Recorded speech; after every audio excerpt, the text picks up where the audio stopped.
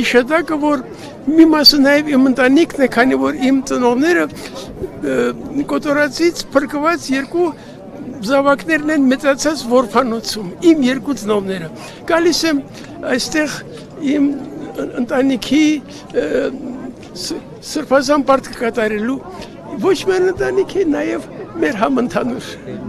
Մայստրո, մտավորականությունը ինչու աղմուկ չի բարձրացնում, երբ որ տեսնում է, որ Գիտեք ինչ, ես այնքան միայնակ կյանքով, այնքան փակ կյանքով եմ ապրում, 86 տարեկան եմ, ես չգիտեմ ով ինչ է անում, բալիկ ջան, այնքան սերունդ կա, որոնց երաժիշտների մեջ չեմ ճանաչում, չգիտեմ անունները չեմ լսել, որտեղ ես միայնակ եմ, մենակ եմ ապրում, կին չունեմ, երեխա մեստեղ չեն,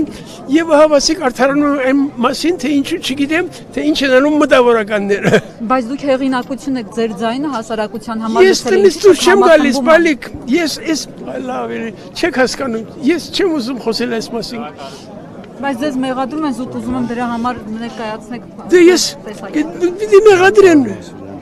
մեղադրեն պիտի, այո, իրավունք ունեն երևի, ես չգիտեմ, ուրիշ տեսակ ապրել, եթե հնարավոր լիներ ինձ կապրեի, տնից շատ քիչ եմ դուրս գալիս, և արդարանալ չեմ ուզում, ես իմ անելիքը անում եմ, շուտով